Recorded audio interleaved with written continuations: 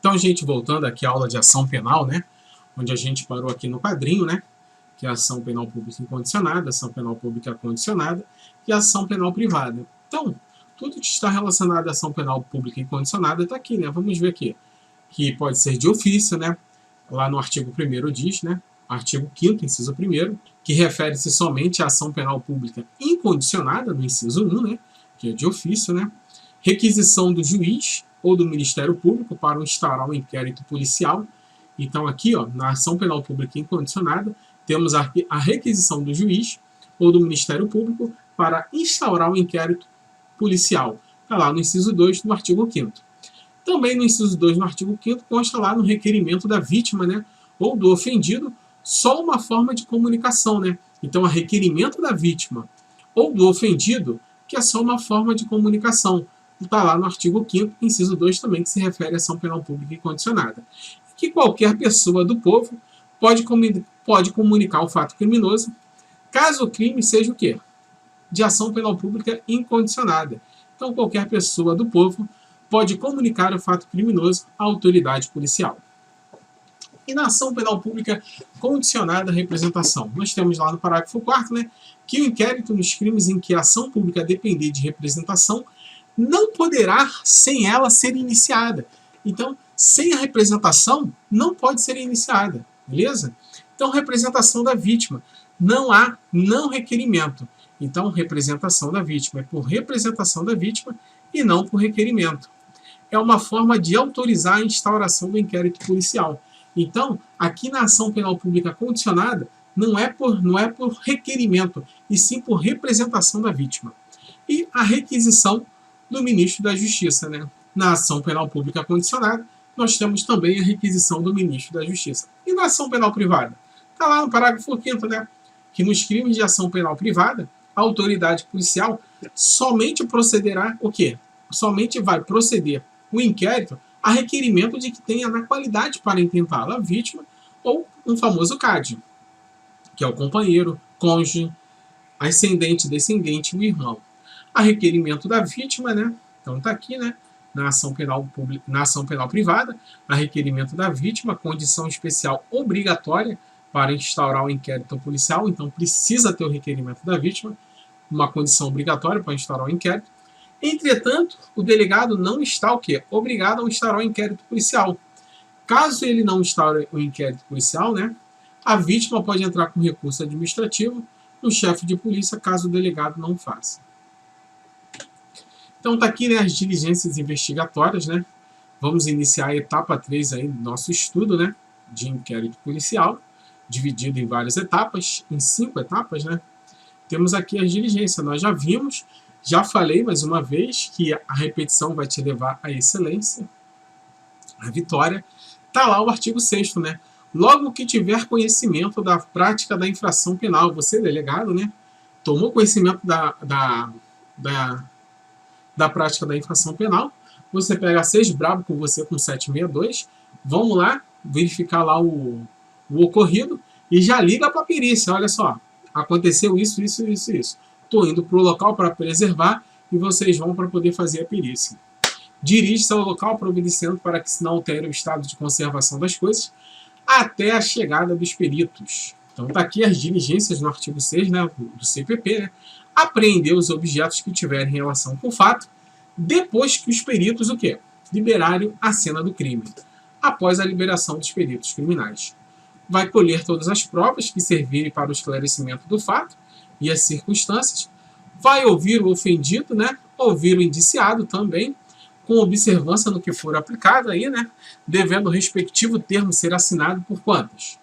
Por 2 testemunhas, então o respectivo termo, ele é assinado juntamente com 2 testemunhas que tenham ouvido a leitura. Se aplica no interrogatório as mesmas regras do interrogatório judicial.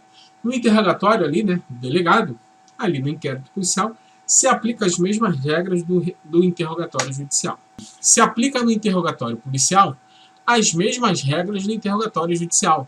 Se o investigado, o indiciado preso, diz e prefere ser ouvido na presença de seu defensor, e o delegado não faz o interrogatório sem o defensor, estamos diante de uma causa de quê? De nulidade absoluta. Então, O investigado está ali, né? Ele pede que no interrogatório que ele tenha a presença do seu advogado. E o delegado não faz, então é uma causa de nulidade absoluta. É direito do advogado estar presente no interrogatório do seu cliente, sob pena de quê? De nulidade absoluta de tudo que se colheu ali no interrogatório do indiciado. Jurisprudência sobre o quê? A presença do advogado no inquérito policial. Em causa, né? Consta nos autos de prisão em flagrante, né? E do termo de interrogatório, consta no APF, e no termo de interrogatório, que é então investigada, ora paciente, foi cientificada do seu direito de permanecer. Ela foi cientificada do seu direito de permanecer em silêncio, ter assistência ao advogado e saber a identidade do responsável por sua prisão, e de ter sua integridade física e moral respeitadas, e de não ser o quê? Datiloscopicamente identificada se portadora de células de identidade. Porém, ela não manifestou o desejo de ser assistida por um advogado. Critério dela. Ela não manifestou o desejo de ser o quê? Assistida por um advogado. O que denota não existir qualquer nulidade a sanar. Até porque o interrogatório judicial deverá ser realizado sob o crivo do contraditório na instrução processual penal. 6. Proceder o quê? O reconhecimento de pessoas e de coisas. Vai proceder o reconhecimento de quê? De pessoas e de coisas e as acariações. Vai proceder o reconhecimento de pessoas e de coisas juntamente com o quê? Com as acariações. 7. Determinar, se for o caso, que se proceda o quê? O exame de corpo de delito, né? A quaisquer outras perícias. E quaisquer outras perícias. Então, vai fazer o reconhecimento de pessoas e de coisas. Também vai fazer a cariação, né? Vai botar tete a tete ali, vítima com vítima, vítima como ofendido, né? Para falar ali, né? Em relação aos fatos ocorridos. Então, a cariação, botar vítima com vítima, vítima com indiciado e por aí vai. Ordenar a identificação do indiciado pelo processo datiloscópico. Então, ordenar a identificação do indiciado pelo processo datiloscópico, se possível, e fazer juntar os autos às folhas de antecedente, né? A sua famosa FAQ, a folha de antecedentes criminais. No 9, vai averiguar a vida pregressa do indiciado sob o ponto de vista o quê? Individual, familiar, social e condição econômica. Sua atitude e estado de ânimo antes e depois do crime e durante ele. E quaisquer outros elementos que contribuem para a apreciação do seu temperamento e caráter.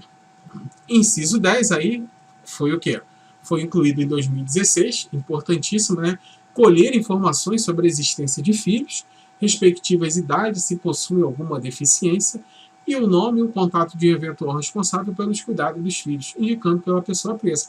Como eu já disse, vou repetir, corroborar que o cara sair, né, para poder fazer algum ilícito, ele só a criança, ele é a criança somente, foi pego pela polícia e a criança ficou só em casa. Então, foi aí acrescido esse inciso 10 aí, e entre outras coisas também. O reconhecimento de pessoas tem a regra lá no artigo 226 do CPP para reconhecer alguém. Do reconhecimento de coisas e pessoas. 226, né? Quando houver a necessidade de fazer-se o reconhecimento de pessoas, proceder-se da seguinte forma. Então, o reconhecimento de pessoas vai proceder-se da seguinte forma. A pessoa que tiver que fazer o reconhecimento será convidada a descrever a pessoa que deva ser reconhecida. Vai verificar se é alto, moreno, louro, com tatuagem, se usa óculos, por aí vai.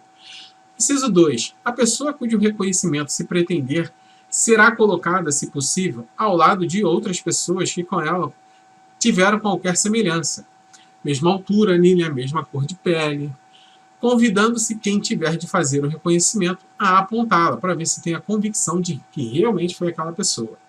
Se houver razão para recear que a pessoa chamada para o reconhecimento, por efeito de intimidação ou de outra influência, não dizer a verdade em face da pessoa que deva ser reconhecida, a autoridade providenciar para que esta não veja aquela. Então, né, a vítima com medo, né, de reconhecer a pessoa, o delegado vai botar ali um vidro escuro, né, para a pessoa poder reconhecer, para a vítima, para o indiciado não poder ver a vítima ali no seu reconhecimento. Inciso 4. Do ato de reconhecimento, lavrar-se-á o quê? O auto pormenorizado, né? Que é lavra-se o auto de reconhecimento que identificou o possível suspeito de crime, Então vai fazer o reconhecimento, vai lavrar o auto pormenorizado, que é o quê? O auto de reconhecimento, subscrito pela autoridade, pela pessoa chamada, para proceder ao reconhecimento e por 2 testemunhas presenciais. Parágrafo único. O disposto no número 3 deste artigo não terá aplicação na fase de instrução criminal ou em plenário de julgamento. Então está aqui, né? Quando a pessoa está com medo de fazer o reconhecimento do suspeito, né?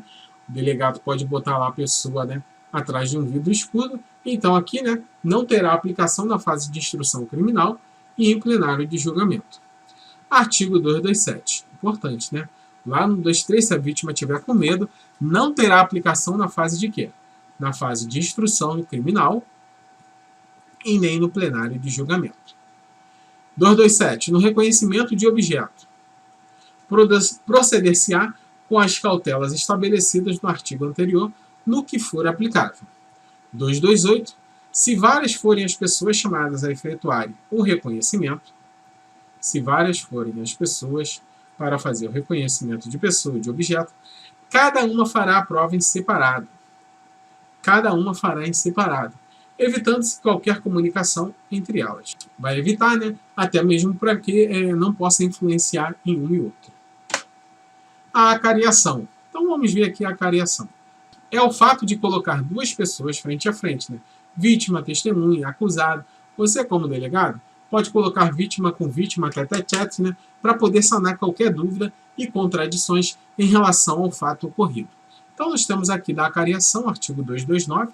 A acariação será admitida entre acusados. Então a acariação será admitida entre acusados, entre acusado e testemunha, entre testemunhas, acusado ou testemunha e a pessoa ofendida.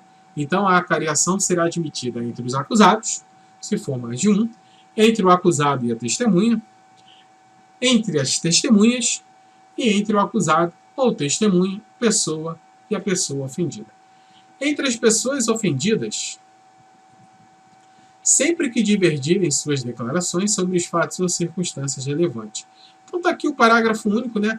Os acariadores serão perguntados para que expliquem os pontos de divergência. Então está aqui, né? Os acariadores serão reperguntados para que expliquem os pontos de divergência, reduzindo-se a termo o hábito de acariação. Para reduzir a termo, né? O fulano falou isso e Beltrano falou isso. E aí, o que realmente aconteceu? Tete-a-tete ali, né? Testemunha, testemunha, acusado, testemunha, testemunha, acusado, pessoa ofendida, entre os acusados, e seguir o barco. 7. Determinar, se for o caso, que se proceda o exame de corpo de delito e quaisquer outras perícias. Então, no inciso 7 diz assim, né? Determinar, se for o caso, que se proceda o exame de corpo de delito e quaisquer outras perícias. Então, o exame de corpo de delito, crimes que deixam vestígios. Faz o exame de corpo de delito para aqueles crimes que deixam vestígio. A necropsia prova como foi a morte em um crime de homicídio ou qualquer outro crime de investigação, né? Tá aí um crime muito comentado, né? Do menino Henri, né? Com várias escoriações, né? O exame de corpo de delito não bate de acordo com as testemunhas, né? De acordo com o que foi dito, né? Da mãe do menino, juntamente com o seu padrasto. Então, o exame de corpo de delito está em contradição com o que foi dito. Por isso, é muito importante o exame de corpo de delito, a necropsia. Lesão corporal com exame de traumatológico. Lesão corporal com exame traumatológico. Exame de falsidade com grafotécnico, exame sexológico, caso de estupro, e exames laborais, em caso de crime de drogas. Ordenar a identificação do indiciado pelo processo datiloscópico. Fotos mais as digitais, né? Vai tirar a foto do indivíduo e vai colocar todas as suas digitais. Se possível, fazer juntar aos autos a sua folha de antecedentes criminais, a famosa FAC. No artigo 5º da Constituição, inciso 63, nos diz o seguinte: o civilmente identificado não será submetido à identificação criminal, salvo nas hipóteses previstas em lei. Que lei é essa? É a Lei 2037 de 2009, né? Que não vai encontrar certidão de nascimento, né? Tem a Lei de Identificação Civil, que nela não se encontra o quê? A certidão de nascimento, porque não tem foto. Então, na Lei de Identificação Civil, a certidão de nascimento não entra. A carteirinha de estudante não irá valer para identificar perante a autoridade policial. A CNH também não está no rol da Lei 12.037 de 2009, pois não possui naturalidade. O que acontece com a Carteira Nacional de Habilitação, né? Então, cada estado emite a sua Carteira Nacional de Habilitação. Então, o malandro é lá do Espírito Santo, ele tirou essa carteira lá, porém, o delegado pode aceitar qualquer documento, desde que seja suficiente para ele, delegado, para identificar o indivíduo. No artigo 3º da Lei 12.037 de 2009, traz situações excepcionais. Situações excepcionais em que o indivíduo, mesmo portando um documento de identificação civil, irá se sujeitar à identificação criminal. Então, na Lei 2037, ela traz situações excepcionais, mesmo que o brabo tenha lá sua identificação civil, está lá com sua identidade toda certinha, mesmo assim o delegado ainda assim pode se sujeitar à identificação criminal. Quando o documento está o quê? Em má conservação, né? O documento está todo em má conservação, rasgado, caindo aos pedaços. O delegado pode pedir identificação criminal. 2. Quando há uma distância temporal. O que é isso quando há uma distância temporal? Que o cara tira a identidade quando ele tinha 15 anos e o cara agora tem 45 anos. Então o lapso temporal é muito grande, né? De quando ele tinha 15 quando ele tem agora 45. Distância territorial da expedição do documento e de onde praticou o crime. Então o cara tirou o documento lá em Roraima, né? Ele praticou o crime lá no Rio Grande do Sul. Então o delegado no Rio Grande do Sul pode pedir a identificação criminal dele. Se tem irmãos gêmeos, está lá na identidade, né, irmãos gêmeos, então vai pedir o quê? A identificação criminal dele com a foto e as suas digitais. E quando a pessoa é já processada por crime de fraude ou falsificação, né? Aí mesmo que tem que fazer mesmo a identificação criminal, porque o cara é fraudulento, é 71. Quando o delegado entender que é imprescindível, ou seja, é necessário a sua identificação criminal. Ele vai pedir, quando o delegado entender que é imprescindível, necessária a identificação, o camarada está todo certinho, mas o delegado entende que é imprescindível a identificação dele. O que o delegado vai fazer? Vai pedir ao juiz que autorize a identificação criminal nesse caso. Existe a possibilidade, com a documentação toda certa, e ainda assim o delegado fazer a identificação criminal, pois acha imprescindível a sua identificação criminal através de ato fundamental com autorização do juiz. Nós vimos lá que é o caso 6º, né, das exceções diante da lei da 12.037. É possível identificação de um preso por DNA? Sim, é possível sim. É possível a identificação de um preso por DNA. Está lá na Lei 2.624 de 2012, que autoriza a identificação dos presos por DNA. Lei 12.037, né? Artigo 3º. Embora apresentado o documento de identificação, poderá ocorrer identificação criminal quando o documento apresentar a rasura ou tiver indício de falsificação, o documento apresentado for insuficiente para identificar cabalmente o indiciado, o indiciado portar documentos de identidade distintos, com informações conflitantes entre si, a identificação criminal for essencial às investigações policiais, segundo o despacho da autoridade judiciária competente, que decidirá de ofício ou mediante representação da autoridade policial, do Ministério Público ou da Defesa. Constar de registros policiais, usos de outros nomes, diferente qualificação, o famoso 171. O estado de conservação a distância temporal da localidade de expedição do documento apresentado impossibilita a completa identificação dos caracteres essenciais. Parágrafo único. As cópias do documento apresentado deverão ser juntadas aos autos do inquérito ou outra forma de investigação, ainda que considerada insuficiente para identificar os indiciados. Novamente, aqui no artigo 3º da Lei 2037. Né? Embora apresentado documento de identidade, poderá ocorrer identificação do criminal quando, inciso 1, o documento apresentar rasura, está todo caindo um pedaço lá, né, rasgado, então, tiver indício de falsificação, o delegado viu que, erro grosseiro, vai fazer identificação criminal. Documento apresentado por insuficiência para identificar cabalmente o indiciado. Então você vê que ele apresentou o documento, mas é insuficiente para ser identificado. O indiciado portar documentos de identidade distintos. Então, o cara tem um documento, né, no estado de Aracaju e tem o documento no estado do Rio de Janeiro. Então, vai pedir aí, né, com informações conflitantes entre si, vai pedir a identificação criminal do malandro. A identificação criminal for essencial às investigações policiais, segundo o despacho da autoridade judiciária competente, que decidirá de ofício, vai decidir de ofício, mediante o quê? Representação da autoridade policial, do Ministério Público ou da Defesa. Constar de registros policiais o uso de outros nomes ou diferentes qualificações, 171, e o estado de conservação à distância temporal ou da localidade da expedição do documento apresentado impossibilite a completa identificação dos caracteres essenciais. As cópias dos documentos apresentados deverão ser juntadas aos autos do inquérito de outra forma de investigação, ainda que consideradas insuficientes para identificar o indiciado. Colher informações sobre a existência de filhos. Então está aqui o inciso 10, né, do artigo 6º, né, que foi acrescentado em 2016, né, respectividade, se fosse alguma deficiência, o nome do contato, e alguém que possa cuidar da criança. Matéria incluída no artigo 318 do CPP, que temos a prisão domiciliar, o que levou à prisão domiciliar, né?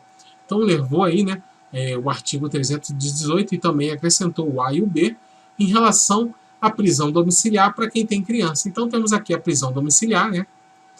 Esse inciso foi fundamental para a prisão domiciliar. Então nós temos aqui, né, facultativa, aquela que o delegado pode aplicar. Facultativa é aquela que o delegado pode aplicar, é o 318. Obrigatória, refere-se exclusivamente à mulher. Obrigatória, refere-se exclusivamente à mulher, é o artigo 318A e B, incluídos no CPP. Quando o STF mandou soltar todas as mulheres grávidas presas, com filhos até 12 anos, foi um habeas corpus coletivo. Agora virou lei nos artigos 318A e 318B, que a mulher grávida ou com os filhos até 12 anos vão cumprir prisão domiciliar. 318, vamos ver o que diz. Poderá o juiz substituir a prisão preventiva pela domiciliar quando o agente for o quê? Maior de 80 anos. Então, cara maior de 80 anos, o juiz vai substituir a prisão preventiva pela domiciliar. Extremamente debilitado por motivo de doença grave. Também vai fazer a prisão domiciliar. Imprescindível aos cuidados especiais de pessoa menor de 6 anos de idade. É necessário aos cuidados especiais com pessoa menor de 6 anos de idade ou com deficiência. Então, tanto o pai quanto a mãe tem uma criança menor de 6 anos ou com deficiência, vai cumprir também prisão domiciliar. Então, aqui nesse inciso 3 está relacionado tanto o pai quanto a mãe. E a gestante, né? Está aqui o 4, né? Em relação à gestante, vai cumprir prisão domiciliar. Então, tá, gestante cumpre prisão domiciliar. E mulher com filhos até 12 anos de idade, incompletos, também vai cumprir prisão domiciliar. Homem, caso seja o único responsável pelos cuidados do filho até 12 anos de idade, incompletos. Então está aqui o camarada, né? Tem um filho de 12 anos de idade incompleto, também vai cumprir prisão domiciliar. Parágrafo único. Para a substituição, o juiz exigirá a prova idônea dos requisitos estabelecidos neste artigo. 318A nos diz o seguinte: a prisão preventiva imposta à mulher gestante, então a prisão preventiva imposta à mulher gestante, ou que for mãe, então está relacionada à mulher, ou responsável por criança,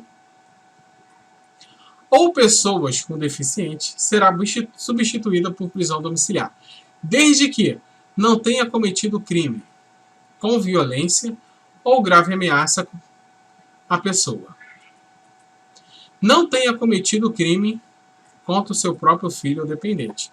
Ele cometeu o crime contra o seu próprio filho dependente. A criança está em casa, não vai deixar junto com a criança, senão ela vai matar a criança. Então, a prisão preventiva imposta à mulher gestante, ou que for mãe, ou responsável pela criança, ou pessoas com deficiente, será substituída pela prisão domiciliar, desde que não tenha cometido crime com violência ou grave ameaça à pessoa, e não tenha cometido um crime contra o seu filho ou dependente. Então, 318b.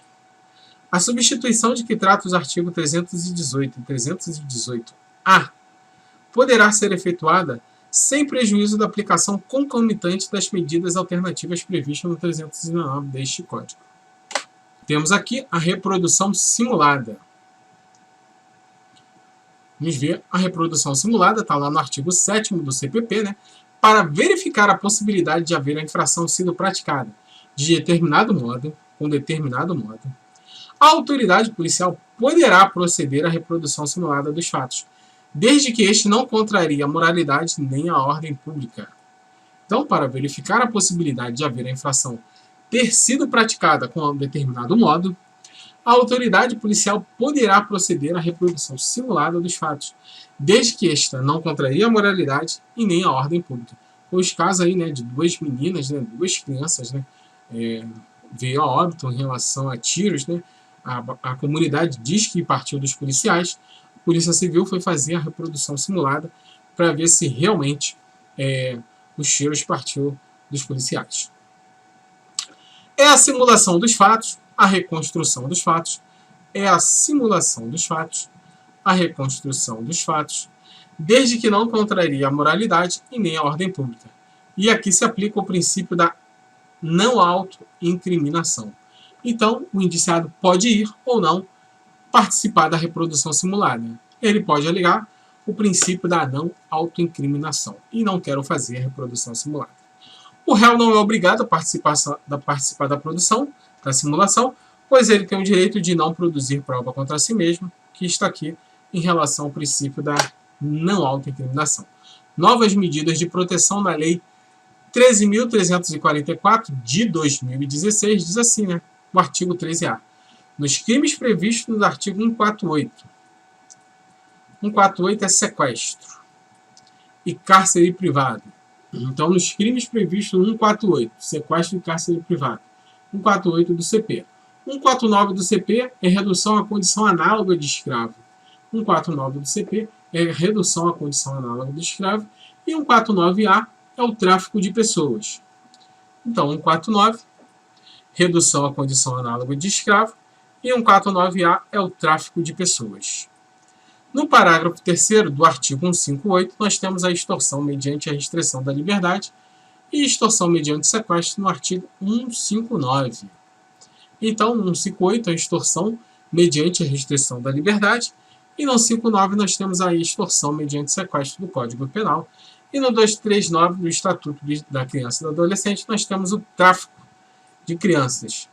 O membro do Ministério Público ou delegado de polícia poderá requisitar de quaisquer órgãos do poder público ou de empresas privadas dados e informações cadastrais da vítima ou dos suspeitos.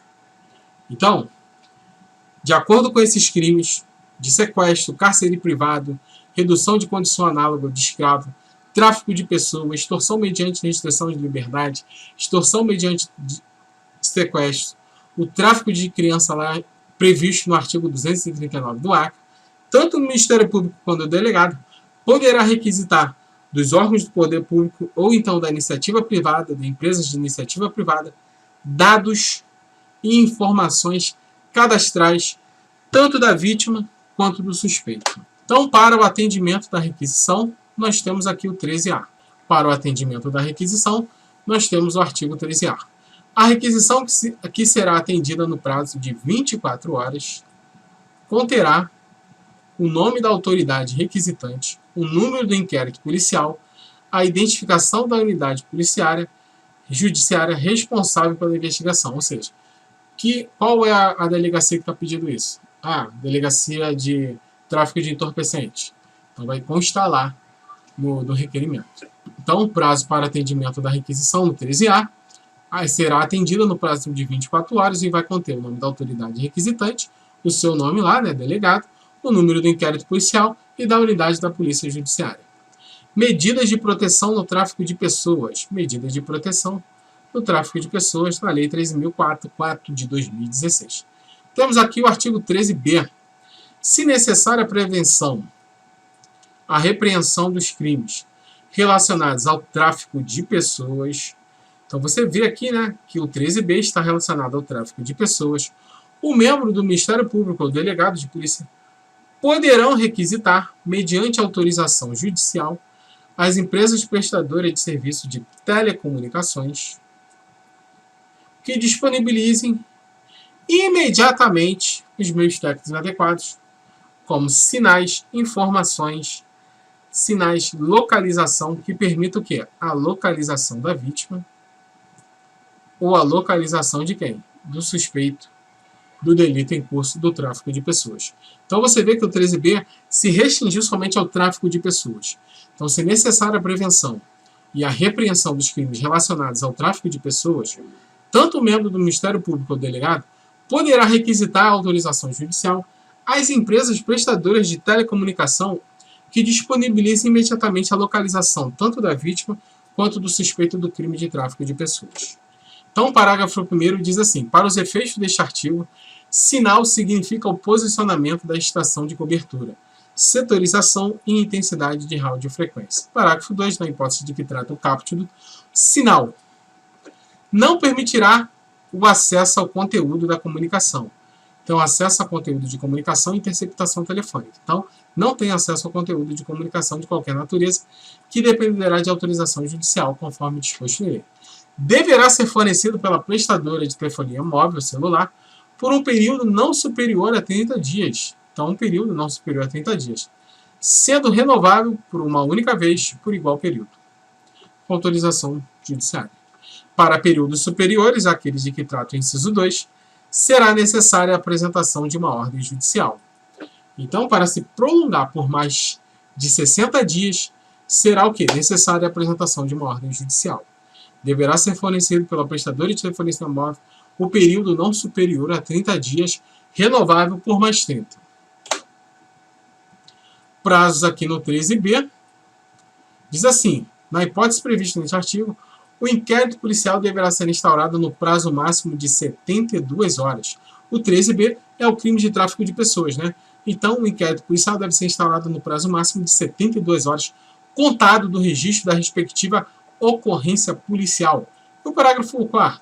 Não havendo manifestação judicial no prazo de 12 horas, então o juiz ficou inerte, a autoridade competente requisitará às empresas prestadoras de serviços de telecomunicações, você delegado, você vai requisitar às empresas prestadoras de serviços de telecomunicações que disponibilizem imediatamente o quê? Os meios técnicos adequados, como sinais, a localização da vítima ou do suspeito do delito em curso, com a imediata comunicação do juiz. Então, o juiz não respondeu no prazo de 12 horas, você vai lá e dá a localização desse suspeito aqui.